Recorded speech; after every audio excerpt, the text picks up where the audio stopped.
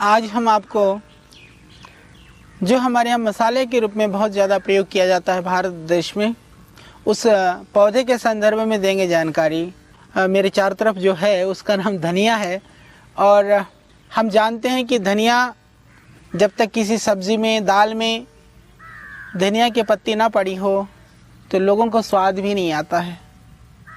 यानी हमारा प्रतिदिन का भोजन तब पूर्ण होता है जब उसके अंदर चाहे मसाले के रूप में हो, चाहे वह उसके स्वाद और खुशबू बढ़ाने के रूप में उसके ऊपर धनिया की पत्तियां हो। और धनिया की चटनी की तो बात ही क्या, धनिया के हरे पत्तों की जो चटनी होती है वह बहुत ही हमारे यहाँ बहुत ही अभिरुचि के साथ उसको खाया जाता है। तो यह धनिया सिर्फ हमारे स्वाद को बढ़ाने के लिए है? नहीं, यह धनिया सिर्फ स्वाद की अभिवृद्धि के लिए नहीं, अपितु यह बहुत सारे औषधीय गुणों से परिपूर्ण है धनिया। तो धनिया जिस तरह से हम सब्जी में छोंक लगा करके धनिया का सेवन करते हैं, उतने मात्र से जो सब्जी के अंदर या दूसरे जो मसाले के अंदर जो तीक्ष्णता है उस धनिया कम करता है।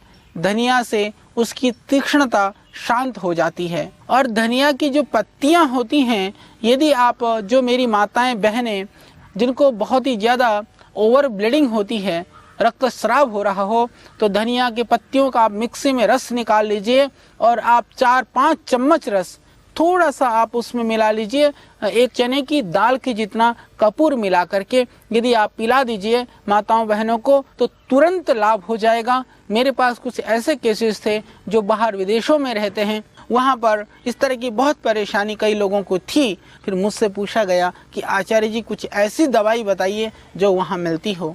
तो ये जो वनस्पतियाँ हैं, ये लताएं हैं, ये तो परमात्मा की तरफ से हमारे देश में ही एक तरह से उनकी कृपा से ही हमें उपलब्ध हैं। और उसकी वजह से आज हमारे यहाँ जो जैव विविधता है, जो जड़ी बूटियों की विविधता है, वो शायद पूरी दुनिया में कहीं हमें देखने को मिले।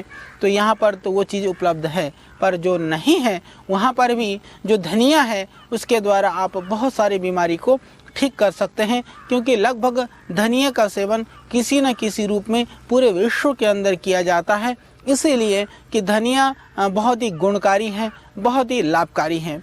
तो जिन माताओं बहनों को प्रदर की शिकायत है, उस स्थिति में भी आप धनिया की पत्तियों का रस निकाल करके 10-15 ग्राम रस, थोड़ा सा कपूर मिल जाए तो मिला लें, ना भी मिले तो सिर्फ धनिया का रस यदि दिन में 2-3 बार पिला दें तो निश्चित रूप से लाभ हो जाता है। कुछ महीने इस तरह से प्रयोग करने से हमेशा के लिए रक्त प्रदर जैसी जो भयानक व्याधि है, महामारी है, बहुत कष्टदायक जो रोग है, उससे निवृत्ति हो जाएगी। निश्चित रूप से ये धनिया उसके लिए बहुत ही रामबाण है। इसके अतिरिक्त धनिया को आप शरबत के रूप में भी प्रयोग कर सकते हैं। तो धनिया का शरबत के लिए थोड़ी सी पत्तियों को पीस करके थोड़ा मिश्री मिला करके आप उसमें पानी मिला दें और फिर आप पिलाएं तो आप देखेंगे बहुत ही स्वादिष्ट पेय आप गर्मी के लिए एक बहुत ही मुरीद चीज़ तैयार हो जाएगी। क्योंकि गर्मी के लिए धनिया रामबाण है। धनिया पाचन के बाद शीतल है। हालांकि आयुर्वेद के कुछ एक ग्रंथों में इसको उष्ण भी माना गया है,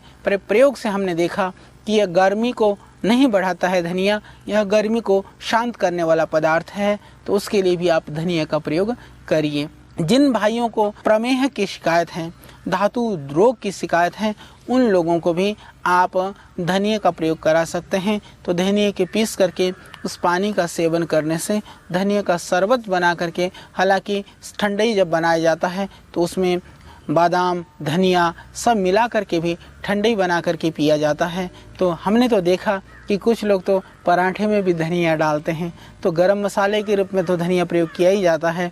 हालांकि धनिया जो है आपको, आपकी पेट को, आपके सिस्टम को ठीक रखने के लिए एक बहुत ही गुणकारी, बहुत ही लाभकारी प्रयोग है। और जिन लोगों को जो कंठमाला जैसे गला बढ़ जाता है या टॉन्सिल बढ़ जाते हैं, उस स्थिति में भी यदि आप मेथी धनिया को पीस करके गेहूं का आटा मिला करके यदि उसको लेप कर दिया जाता है तो उससे भी जो टॉन्सिल फूले होते हैं वह भी बैठ जाते हैं। तो बहुत ही लाभकारी है। जिनके गले में स्वेलिंग हो या टॉन्सिल बढ़े हुए हों, उस स्थिति में भी आप इसका प्रयोग करा सकते हैं। जिनको गले में दर्द हो, गले दर्द के लिए भी 4-5 दाने धनिया के ले लें और 1-2 काली मिर्च, उसको लेकर के धीरे धीरे आप चबाते रहें, धीरे धीरे उस लार को अंदर लेते रहें। उससे जो गले का दर्द है या आवाज़ बैठी हुई है, उस स्थिति में भी तुरंत लाभ हो जाता है। तो गले के दर्द के लिए और गले की आवाज़ बैठी हुई है, उसके लिए भी आप धनिया का प्रयोग कर सकते हैं।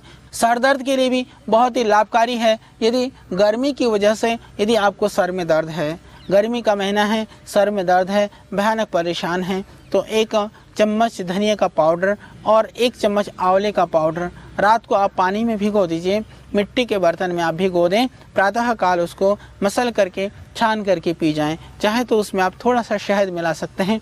इससे एक तो आपका पेट ठीक रहेगा, एक तो गर्मी से होने वाला जो सर दर्द है वो हमेशा के लिए ठीक हो जाएगा। जिनको बहुत ही ज़्यादा उत्तेजना रहती है, गर्मी की शिकायत रहती है, वह भी इससे ठीक हो जाएगी। तो गर्मी की उत्तेजना के लिए जो बहुत ही ज़्यादा वासनासक्त हैं, जो काम वासना से परिपूर्ण हैं, उन लोगों के लिए अपनी वासना को शांत करने के लिए धनिया एक बहुत ही अच्छा साधन है। और बहुत ही ज़्यादा जो कामुक लोग हैं, यदि उनको बहुत ज़्यादा मात्रा में धनिया खिला दिया जाए तो वो काम शक्ति से भी ख़त्म हो जाते हैं। तो इसके लिए धनिया एक उचित मात्रा में ही उसका सेवन करना चाहिए। तो आंवला और धनिया, 1 चम्मच धनिया और 1 चम्मच आंवले का पाउडर, मैंने बताया कि उसके सेवन से जिनको भयानक एसिडिटी की समस्या हो वह भी ख़त्म हो जाती है। और एक बहुत ही अच्छा प्रयोग है आंवला और धनिया का। जिनको शरीर में दुर्गंधी आती हो, जिनको बहुत पसीने में बदबू आती हो, बहुत ही ज़्यादा पसीना आता हो, दोनों ही स्थिति में 3 ग्राम तक धनिया का पाउडर और 5 ग्राम तक आंवला रात को भिगो दें पानी में, सुबह मसल करके छान करके पीने से आप देखेंगे कुछ दिनों में ही आपको पूरा लाभ हो जाएगा। सर्दी के दिनों में या ठंड वाले प्रदेशों में आंवला और धनिया क्योंकि बहुत शीतल होता है, तो थोड़ी मात्रा में आप काली मिर्च जरूर मिला लेना, नहीं तो आपको सर्दी हो सकती है। और गर्मी के दिनों में गर्म वाली जगह पर यह बहुत ही उपयुक्त और बहुत ही सरल और गुणकारी प्रयोग है। तो इससे आपकी प्रमेह की बीमारी ठीक हो जाएगी, आपके धातु रोग ठीक हो जाएंगे, सर दर्द ठीक हो जाएगा, आपकी एसिडिटी खत्म हो जाएगी और पसीने की बदबू भी इससे दूर हो जाएगी। बहुत ही सरल, बहुत ही लाभकारी और बहुत ही गुणकारी यह प्रयोग मैंने आपको बताया।